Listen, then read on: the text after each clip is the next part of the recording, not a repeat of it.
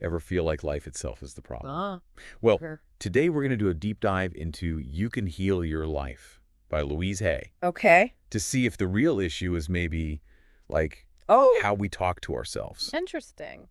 We're looking at a YouTube video that breaks down a key chapter. Okay, cool. So Sounds good. let's get started. Yeah, let's do it. So it starts off by listing all these like super relatable complaints that people have. Uh-huh.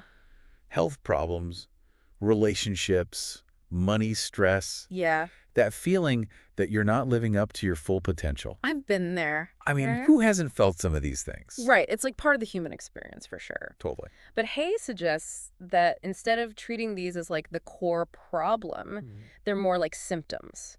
And she wants us to ask, like, why do we even think these things are problems in the first place? Oh, that's good. Right. Okay, so get this. Okay. Hay thinks that the word should is a huge part of the problem. Really? Yeah. Interesting. The video gives all these examples of shoulds that we put on ourselves, like about our careers, how we look, who we're dating. Yeah. It's like we're constantly telling ourselves that we're doing life wrong. Oh, yeah. That makes sense. When you think about it like that, it's like we're kind of setting ourselves up to constantly feel like we're failing Totally. by always saying like, shit. It's like there's only one right way to do things. And if we don't meet that specific standard, then we're somehow messing up. It's no wonder we end up like talking down to ourselves and just feeling bad about ourselves. And I love how Hay suggests replacing should with could. Oh. So like instead of I should be exercising more, Yeah. you say I could explore different ways to move my body that feel good. Oh, I like that. Doesn't that feel Yeah. so much more empowering? It does. It's like you're opening up possibilities instead of just Yeah. shutting them down with judgment. It's like we're taking back control. Yeah. Instead of feeling trapped by these shoulds, we're reminding ourselves that we have options. Exactly. And this ties into one of Hay's like core beliefs Okay. that our thoughts create our reality. Ooh, I like that. You know, what we focus on expands. Mhm. So if we're always dwelling on what we should be doing, we're probably going to feel stuck and unhappy. Right. But if we shift to like what Yeah. we could do, Yeah. then that opens us up to like way more Possibilities. positive experience. That's where that what you give out, you get back idea comes in, right? Yeah, exactly.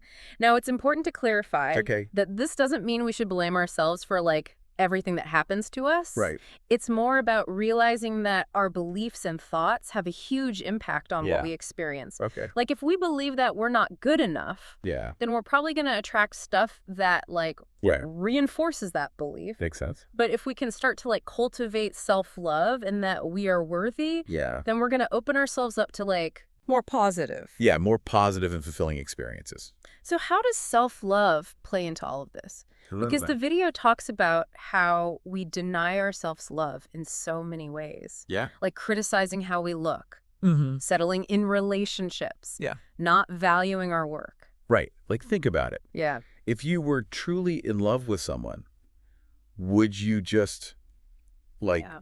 constantly criticize them or put their needs last or settle for less than they deserve? No. Probably not. But we do this to ourselves all the time. Yeah, it's like we're our own worst critics. Exactly. We don't even realize how much it's like hurting us. Yeah. Hay believes this all comes from a lack of self-love Mm-hmm. and believing that we're not worthy of love and acceptance.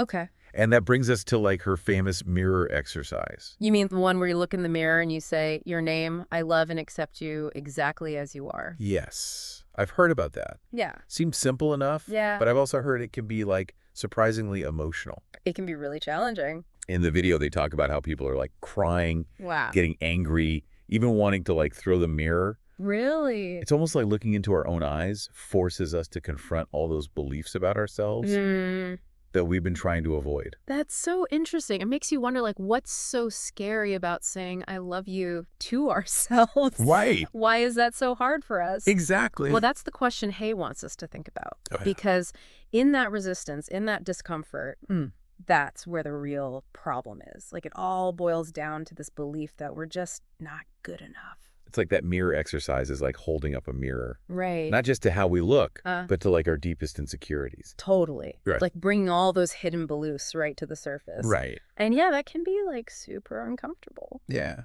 But Hay believes that that's actually where the real healing can begin. Okay. So how do we actually start to like heal that belief that we're not good enough. It feels so big. Yeah, it's a big one. The first step Hay suggests is just becoming aware of it. Okay. Like recognizing when that inner critic starts talking. Yeah. Noticing the ways that we deny ourselves love and starting to question those beliefs that are holding us back. So it's not about instantly transforming into like this self-love guru. Yeah. It's more about paying attention to those negative thought patterns and starting to challenge them. I think that's a great way to put it. It's about cultivating self-awareness and making a conscious choice to treat ourselves with more kindness, respect, and compassion. And that probably looks different for everyone, right? Yeah, for sure. Like for one person, it might be about setting boundaries in a relationship. Yeah. And for someone else, it might be about finally like taking that art class they've always wanted to try. Exactly. It's about really tuning into what you need and honoring those needs. Even if it feels a little bit uncomfortable or unfamiliar at first. You know, the video mentions this amazing example of a woman who like had worn glasses her whole life. Okay. And after she had worked with Hay and released some childhood fears, she woke up one morning and realized her eyesight was perfect. Whoa, seriously? Yeah. So like her vision actually improved just from changing her beliefs. That's what the video says. Wow. But here's the crazy part. Okay. She spent the whole day saying, I don't believe it. I don't believe it. What? And guess what? That's happened. The next day, she needed her glasses again. Oh, my God.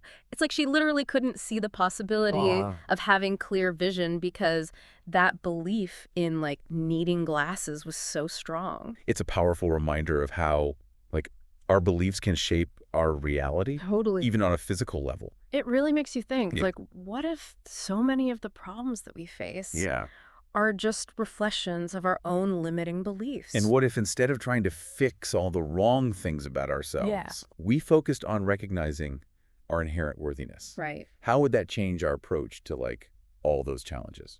That is such a good question. Imagine approaching life from like a place of self-love and acceptance rather than from a place of fear and self-doubt. Right. How might that transform like our relationships, our careers, our health? It's our whole experience of being alive. He also talks about the importance of forgiveness in this process. Oh, yeah. She believes that holding on to anger and resentment is like drinking poison and expecting the other person to die. Oh, wow. That's a powerful image. Yeah. And really highlights how holding on to negativity like ultimately hurts us more than anyone else. For sure. Forgiveness, in Hay's view, is like an act of self-love. Okay. It's about releasing ourselves from that burden of the past so we can move forward with more peace and freedom. So it's not about condoning hurtful actions. Right. But it's about choosing to let go of like the negative energy that's weighing us down. Exactly. And remember that idea of like the universe being a mirror?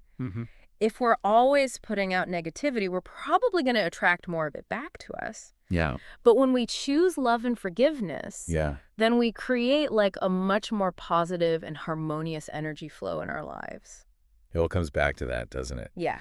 The idea that our thoughts and beliefs have like this ripple effect on everything around us. It's a powerful concept to really consider. Yeah. And it reminds us that we have the power to create positive change in ourselves and in the world around us. Yeah. By just choosing love and forgiveness over fear and resentment. This is all so fascinating.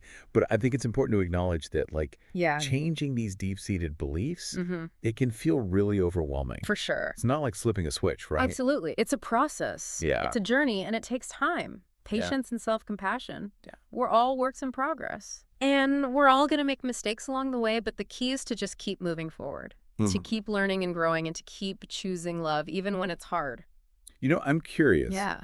Have you ever tried that mirror exercise yourself? I have. What was that experience like for you? I have, actually. And to be honest, it was pretty uncomfortable at first. Like all these thoughts and feelings came rushing up, like doubts, insecurities, old criticisms that I thought I had dealt with. Yeah. But I just stuck with it. And over time, it got easier to look at myself with more kindness. So it sounds like you really experienced that resistance that Hay talks about, but you pushed through it. I did. What do you think shifted for you over time?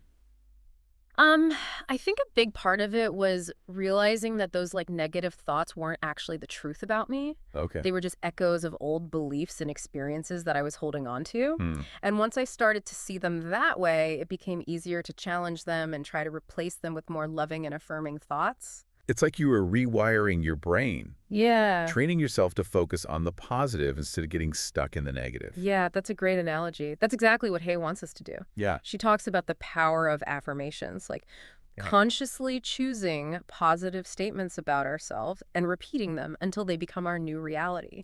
The video gives some examples like, I am worthy of love, or I am capable of achieving my dreams. Yeah, It seems almost too simple, it does. but if it works, why not? Right. And it's not just about saying the words, it's about really feeling them, Yeah. believing them like in your heart. Mm-hmm. And the more you practice, the more those affirmations start to seep into your subconscious and really shape your beliefs about yourself. And as those beliefs shift, Yeah, our experiences shift too. exactly. We start to attract more of what we want. It's like that saying, what you believe, you become. Yeah. If you believe you're worthy of love, you're more likely to find it. If you believe you're capable of success, you're more likely to achieve it.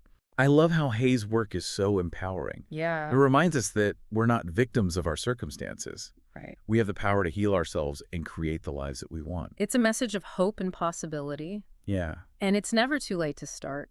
Even if you've spent years believing negative things about yourself, you can always choose to change those beliefs. So for our listeners who are feeling inspired and ready to embark on this journey of self-love and healing, what would you recommend as like a first step?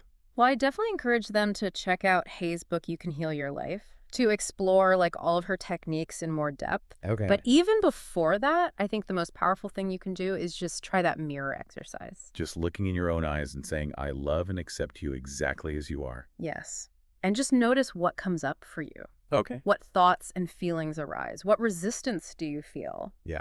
Just observe without judgment. It's a really powerful way to start becoming aware of those limiting beliefs that might be holding you back.